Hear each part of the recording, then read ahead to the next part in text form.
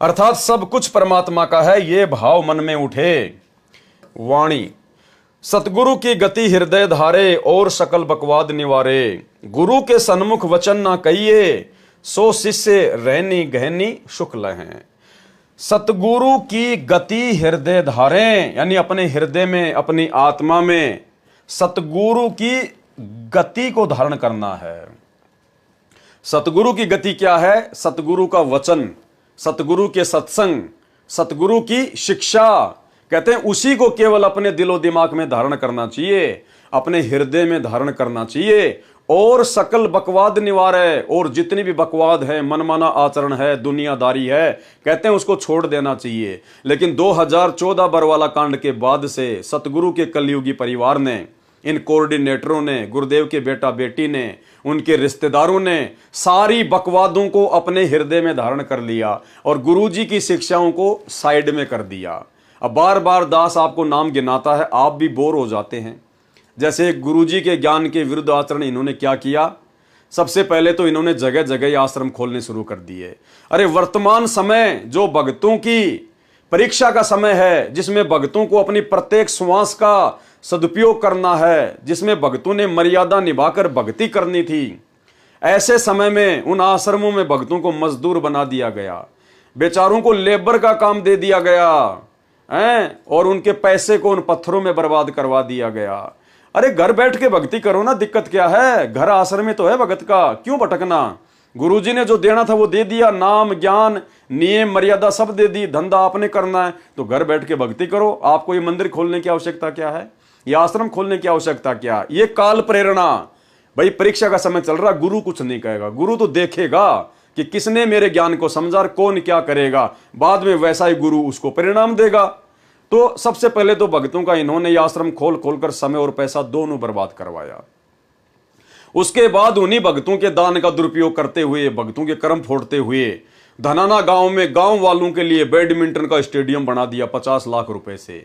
गांव में जब भी कोई कबड्डी का मैच होता है, गुरुजी का बड़ा बेटा उस कबड्डी की टीम को इनाम देता है। थोड़े दिन पहले धनाना गांव में कबड्डी का मैच हुआ, 31,000 रुपए गुरुजी के लड़के ने कबड्डी की जो टीम जो विजेता थी उसको दिए। इन्होंने आश्रम में हॉस्पिटल का काम शुरू कर दिया, 3 एकड़ जमीन में, 10 बीघा जमीन में, धनाना में। अरे गुरु तो दुनिया की बीमारियां अपने आध्यात्मिक ज्ञान से, भक्ति से, मंत्रों से काट रहा है। अरे दुनिया तो हॉस्पिटल बंद करने आया है और तुम आश्रम में हॉस्पिटल खोल रहे हो। भक्तों का पैसा बर्बाद, मनमाना आचरण।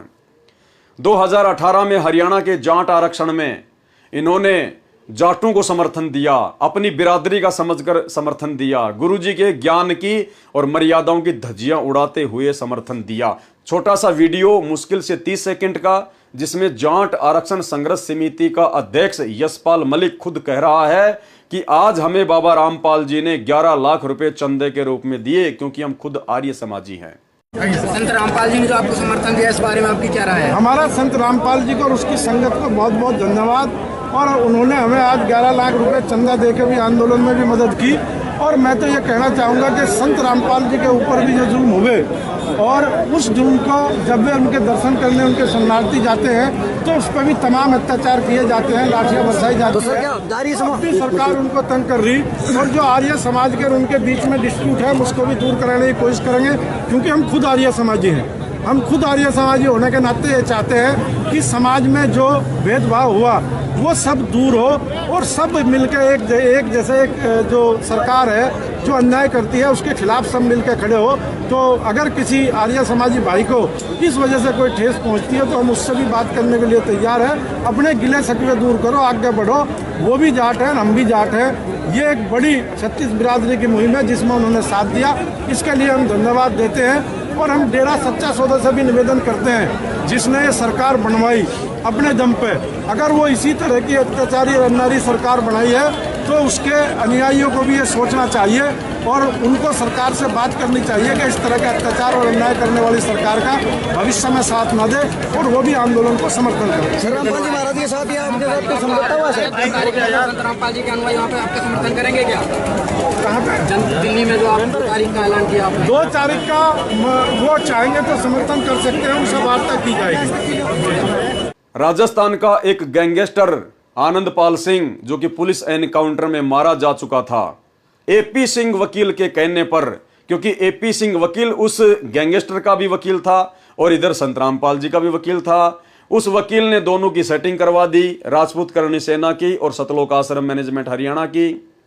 और वो राजपूत करणी सेना वाले उस आनंदपाल सिंह को शहीद का दर्जा दिलवाने के लिए सरकार के विरोध में रैलियां निकाल रहे थे।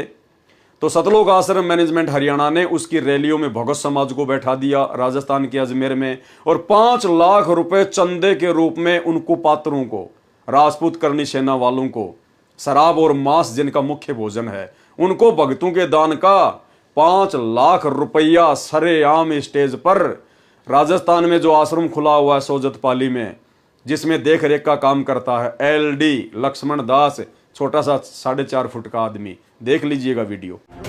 जयपुर में सरकार ने वादा किया था और उसके लिए भी मैं समर्थन पत्र लेके पहुंचा था। प्रेस कॉन्फ्रेंस में वो समर्थन पत्र हमने सौंपा था कि फर्जी एनकाउंटर की सीबीआई जांच का संत रामपाल जी के लाखों अनुयायी समर्थन करते हैं।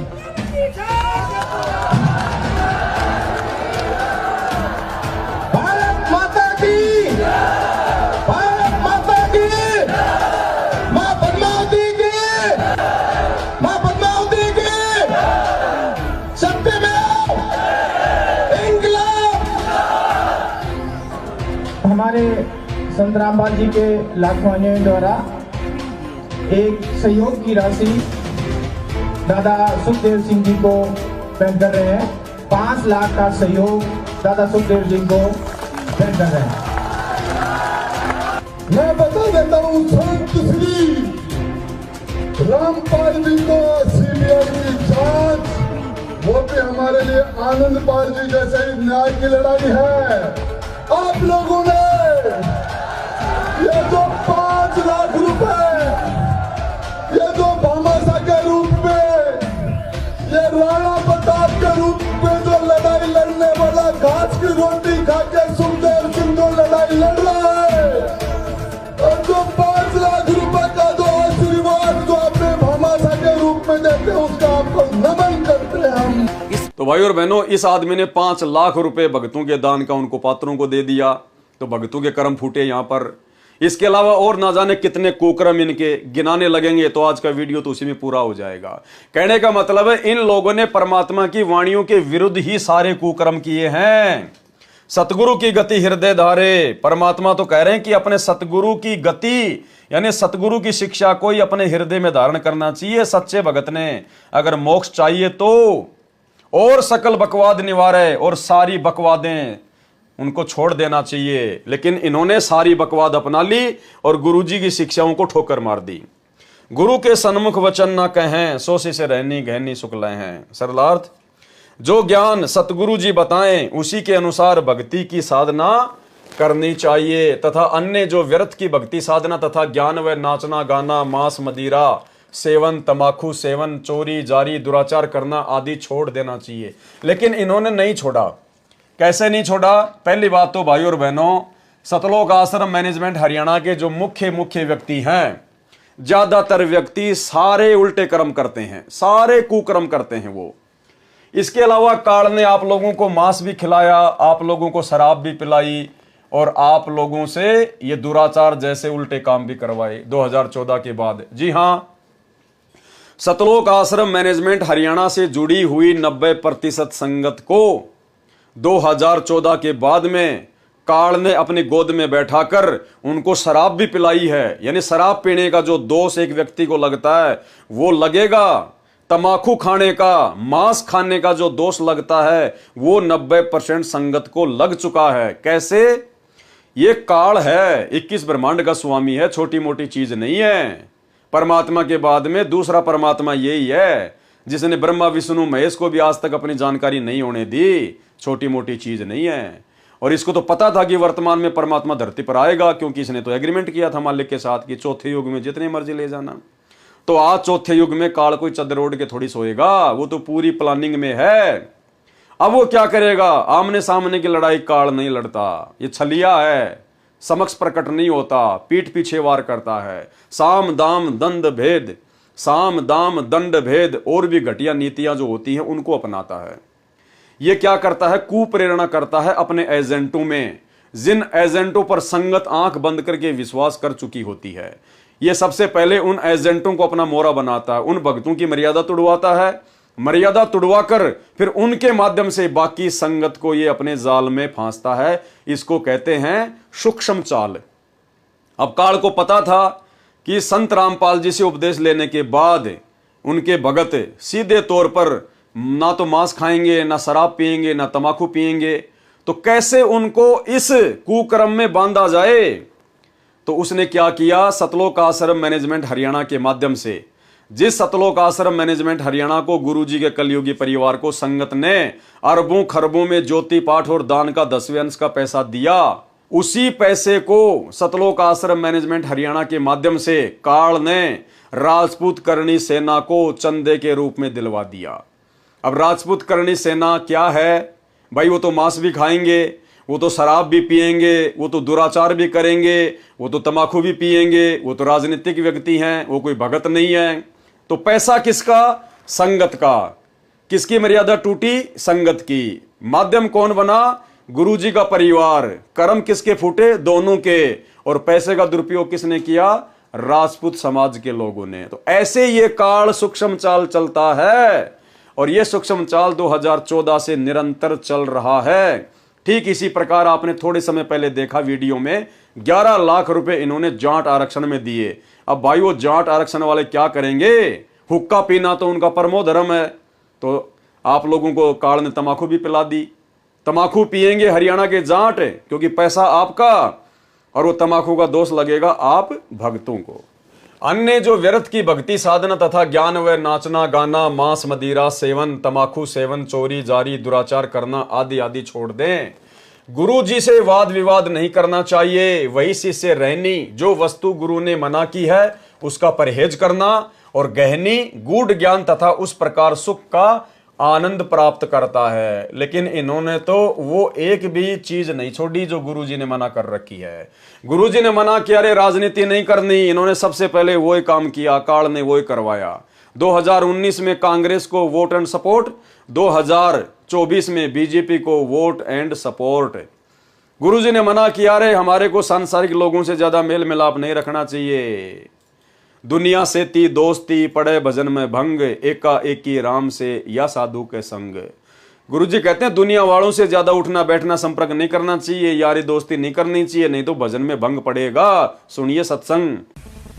कबीरा दुनिया से ती दोस्ती, ओए भजन में भंगे, एका एकी राम से कै साधु के संगे। बिना सत्संगी के पास बैठने में भी आपको पाप लगेगा, आपका भजन भंग हो सकता है। तो इसलिए बताया, या तो अपने सत्संगी द्वारा जा बैठे, या फिर अपना नाम पर लगा रहे। अगर आप किसी दूसरे के पास बैठोगे हुक्का पाड़ पे, तो जान देने का लो पी लो मेरे यार, तो उन्होंने कहेगा ना मन तो छोड़ दिया। क्यों, क्या हो गया भाई, नाम ले लिया, ओ तेरे सोचू खा कर बिल्ली ने कहा आज करन चाली, यानी 36 ताने मारेगा।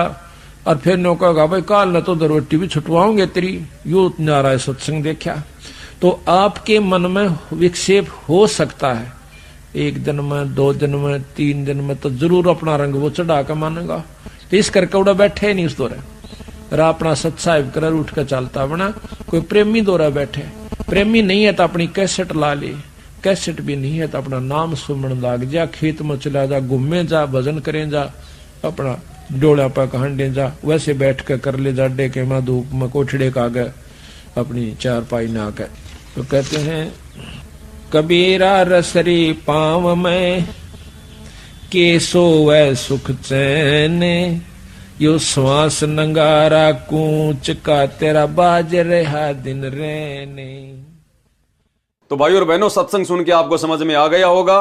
सतलोक आश्रम मैनेजमेंट हरियाणा ने संगत के पैसे के दम पर हरियाणा के जाटों से जाट आरक्षण में दोस्ती करी, और राजपूत करणी सेना वालों से आनंदपाल सिंह की सीबीआई जांच के समर्थन के तहत दोस्ती की, और संगत का पैसा उनको पात्रों को दिया, और सबके कर्म फोड़े। जबकि गुरुजी तो कह रहे हैं कि संसार वालों के साथ में उठना बैठना भी नहीं चाहिए, तो इन्होंने सारे काम गुरुजी के ज्ञान के विरुद्ध किए। भावार्थ है कि जो शिष्य गुरु के सामने मर्यादा में रहता है वह भगवान की भक्ति का पूर्ण लाभ प्राप्त करता है। तो भाई केवल साध संगति से जुड़े हुए भाई बहन हैं जो पल पल अपने गुरुजी को अपने सामने रखकर, समझकर, डर कर कि भाई उनकी मर्यादा ना टूट जाए, जिन बातन से गुरु दुख पावे उन बातों को दूर भगावे, इस भाव से केवल सत्सेवक ही भक्ति पर लगे हुए हैं।